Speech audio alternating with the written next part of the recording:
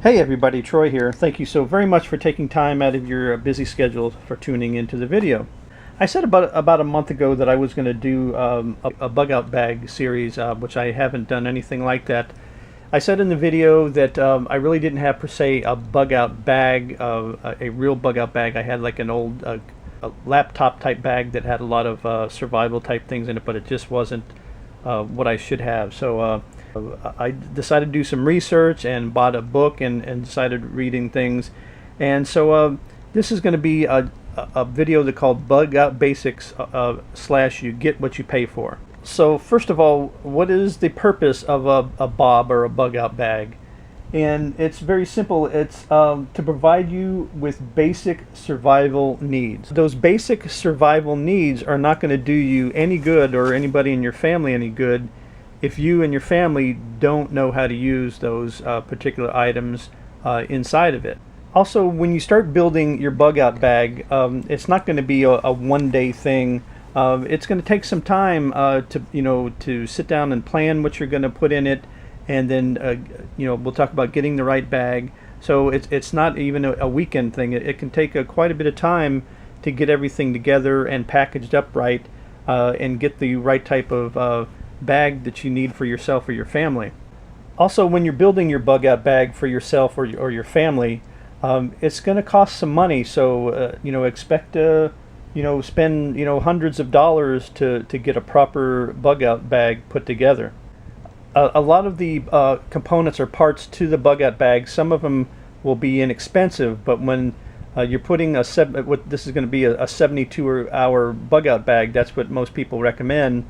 It all adds up. So like I said, do expect to spend at least a couple of $100s. Now, there are ready-made ones or ones that are already made up, and if you don't have a lot of time to do that, then it's best to have something on hand so you can do that. But most things that I've read about bug out bags and looked online recommend you building one yourself. Also, with a bug out bag, you have to remember with a lot of things that you are going to purchase that you do get what you pay for. And sometimes you can get a good deal on something and it's good quality at a good price, but you definitely don't want to skimp on a bug out bag. Also expect to update your bug out bag, going from different seasons, from summer into winter. Whatever clothing or items that you have in here, you would be changing out. Also, any of the edible items that you're putting in here, you'll have to check on periodically, and we'll talk further in the series about that, because those items going in here would have dates on them, and so you'd want to put you want product in there that's that doesn't go out of date, and that is still good for you if you do need it. And this comes from one of the books that I read on bug out bags. Most of us carry car insurance and home insurance, life insurance and health insurance.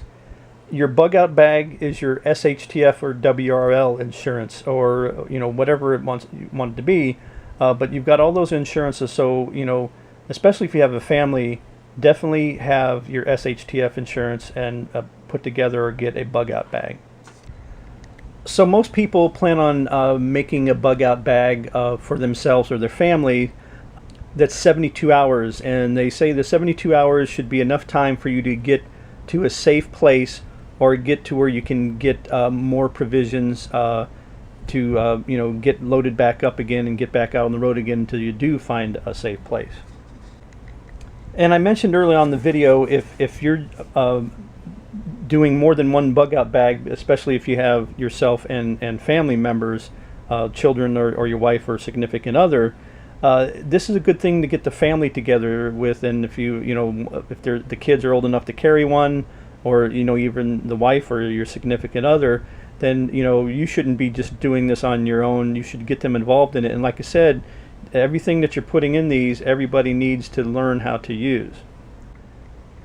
Now, a lot of us, including myself, we pay a lot of money for our houses, and most of us plan on trying to stick it out in our homes. But this is just in case something happens that you need to get out in a hurry.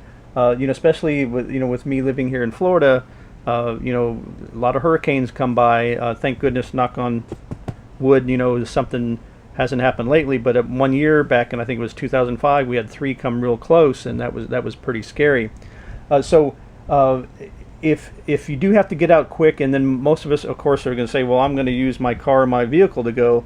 Well, if something happens that, you know, the pumps shut down or you run out of gas, you have to be able to carry these bug out bags. So they have to be comfortable and manageable, and they have to be, the right enough weight that if you got too much in it, and you're going to be able to have to walk miles with it. So you have to make sure it is very comfortable, and you can manage it, and your family can manage one if they're carrying it too as well. Also, once you get a bug out bag and you get it all put together, or bug out bags, make them easily accessible. Make sure you and the family, everybody knows where their bug out bags, whose is whose, you know, even if you have to mark them.